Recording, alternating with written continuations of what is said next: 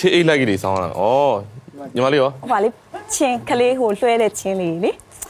ပခတ်အော်ပခတ်ဟုတ်ပြီ အယုတ် အယုတ်ဟိုကမွေးကသားပဲရှိသေးအမမွေးတော့မမွေးသေးဘူးညီမအယုတ်တောင်တမ်းပြီးဝယ်ပြီးတာ အဲ့ဒါအယုတ်လေးလေ ဩဟုတ်လားโอเคကဲရှိလား ဟိုဟာညီမရေတော့ရှိတယ် အေး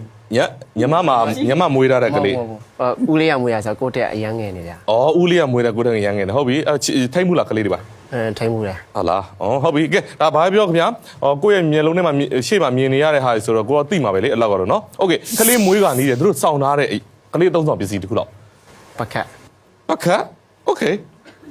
ပခတ်ဆိုတဲ့ဟာပါတယ်ဆိုအမှတ်ရမှာနော်မပါရင်သူတို့ပြန်ပေးရမှာနော်โอเคအဖြေက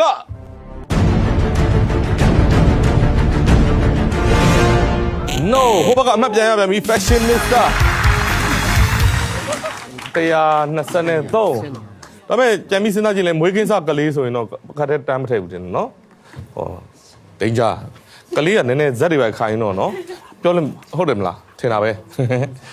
okay 2ရယ်4ရယ်6ရယ်9ရယ်လွတ်နေပါတယ်ကဲဒီမှာကလေးမေလည်းလာကြည့်နေတာတွေ့ရပါတယ်အော်ကြည့်ပါဦးကလေးခြေအိတ်လိုက်အိတ်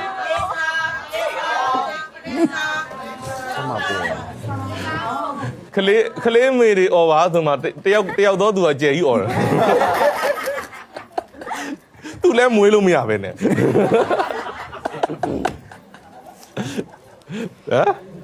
ဟမ်မတော့မပဲဒါပေမဲ့မလည်းမဟုတ်ဘူးပြောကြည့်ပါဦးစောင်းခေါင်းစောင်းတို့ခေါင်းတို့ဟုတ်ပြီကလေးချင်အောင်ဟုတ်ပြီโอเคနံပါတ်2ပြိဿဘာဖြစ်လဲ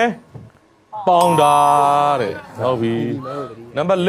4အိယာကင်းတဲ့နော်ချွချူတွေပါအီးတွေပေသွားမှာဆိုလို့ခဏလဲရမှာနံပါတ်6ရဲခြေအိတ်လက်အိတ်ဟာယူဖြစ်လိုက်တာမဟုတ်ဘူးယူဖြစ်လို့ရတယ်လေကိုတပူတစ်ဖွဲ့လုံးမှတစ်ခုပဲဖြေရမှာဆိုနံပါတ်9ခေါင်းအောင်တဲ့ဟုတ်တယ်ဒါလေးတော့စောင်းတာကြိုပြီးတော့နော်